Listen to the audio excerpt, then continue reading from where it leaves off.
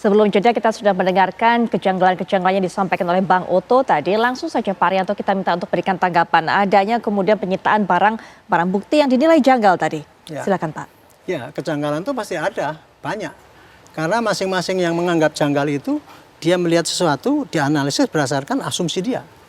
Seperti tadi disampaikan kayak gitu kan. Itu ada barang bukti di sini gitu. Oh, berarti ini kecelakaannya pasti kecelakaan lalu lintas kan gitu kan. Dengan adanya baut tersebut. Dengan adanya baut tersebut, karena barang buktinya ada di situ gitu. Nah, sekarang kalau itu kecelakaan tunggal lalu lintas ya. Bagaimana dengan orang itu ya remuk di sininya, kemudian hancur di sininya, helmnya utuh, sudah dua babak belur. Menurut autopsi hasilnya adalah dia kematiannya itu karena benda keras itu tadi, hancurnya gitu. Bagaimana menerangkan itu keterangan bahwa itu kecelakaan lalu lintas? Kan bisa dibayangkan, kan sulit untuk mencapai itu. Jadi temuan satu itu nggak bisa langsung diambil kesimpulan bahwa ini seperti itu. Itulah janggalan itu, kejanggalan itu muncul apabila masing-masing menafsirkan dengan persepsinya masing-masing. Jadi tergantung persepsi. Ya, tapi persepsi bagaimana masing-masing. Pak dengan menyita tadi batu yang dalam penguasaan Sudirman dan juga botol mineral yang dalam penguasaan Sudirman? Penyitaan itu Ibu ya, itu bukan berarti itu wah kejadian gini-gini batunya ada di situ gitu ya. Yang saya dengar nih ya, di Keler ke situ, si Sudirman itu ini gini-gini. Oh iya Pak, ini dulu balok yang pakai untuk mukul. Ini batu yang untuk ini. Ketika itulah kemudian disita lah. Nah kan disita saat itu menyitanya. Tapi barang itu memang dulunya pernah dipakai gitu. Itu ditafsirkan ke bagaimana mungkin kejadian untuk melempar kemudian memang diambil lagi. Nah, itu kayak gitu kan kesimpulan sendiri itu. Jalan pikiran sendiri tak dianggap itu sebagai janggal gitu. Contoh lagi.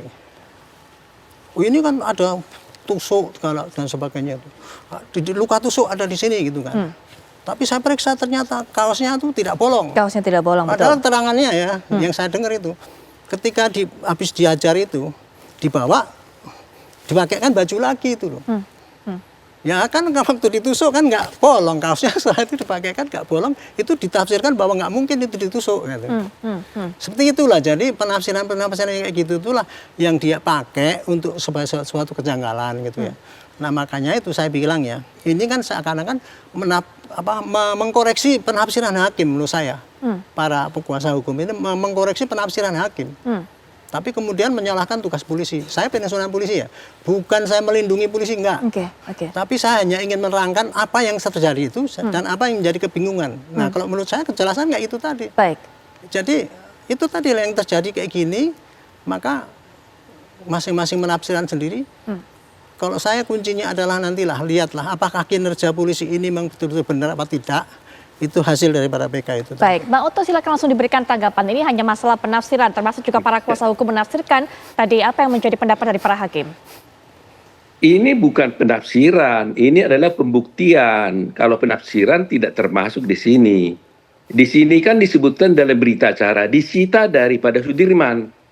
Itu bukan penafsiran, artinya barang itu disita dari penguasaan Sudirman. Pertanyaan saya bagaimana caranya barang itu ada di Sudirman? Kalau yang dikatakan Pak Rianto tadi itu adalah barang di tempat lain, kemudian ditanyakan pada Sudirman, apakah ini barang kau pakai? Iya, ya berarti jangan dibilang disita dari Sudirman. Disita dari siapa? Atau ditemukan oleh polisi. Tapi kalau ada dikatakan itu adalah disita dari Sudirman, itu artinya barang itu disita ketika dalam penguasaan Sudirman. Ini masuk akal. Sehingga saya buktikan nih dengan bukti itu, bukan saya tafsirkan. Tapi dengan logika, kalau hukum kan ada logikanya gitu, bukan tafsir-tafsir. Nah, kemudian seperti yang saya katakan tadi itu, ada baut, ya kan? Ini kan saya katakan ini kejanggalan, bukan mengatakan polisi salah. Saya hanya bertanya, bagaimana nasibnya baut ini? Menurut keterangan di situ, di baut ini ada daging, ya kan? Harus ditanya daging siapa ini? Apakah daging dari tubuh Vina atau daging dari siapa? Lantas kalau dikatakan kalau itu daging benar-benar, maka tentunya logis, kerangka berpikir logisnya adalah maka tidak benarlah mayat itu dibawa ke flyover.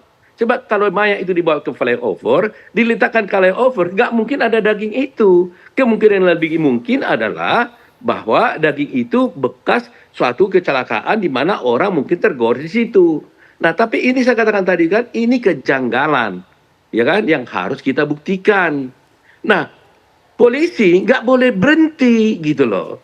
Nggak boleh berhenti. Pak Arianto pun sebagai seorang mantan polisi nggak boleh berhenti berpikirnya. Jangan terus berpikir membela. Mestinya Pak Arianto mengatakan, oh kalau ada itu mari kita periksa lebih lanjut. Gitu dong.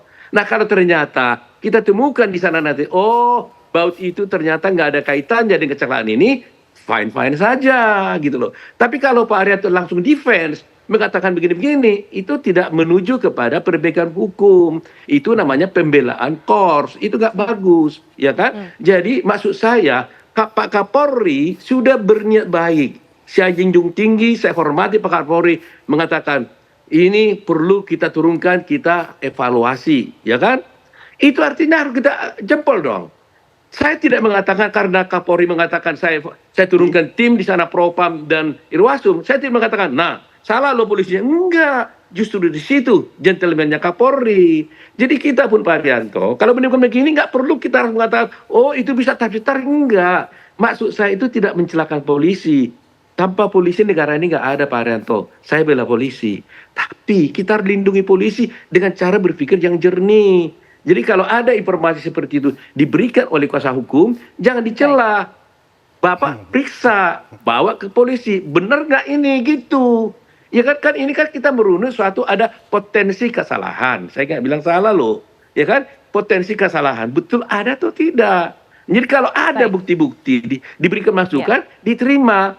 Nah termasuk seperti ini umpamanya, Irwasum, Propam, kalau dia hanya memeriksa umpamanya polisi, memeriksa umpamanya orang-orang lain, tapi tanpa mendengar keterangan dari advokatnya atau terpidananya, pasti pemeriksaan mereka itu tidak akan sungguh-sungguh berhasil.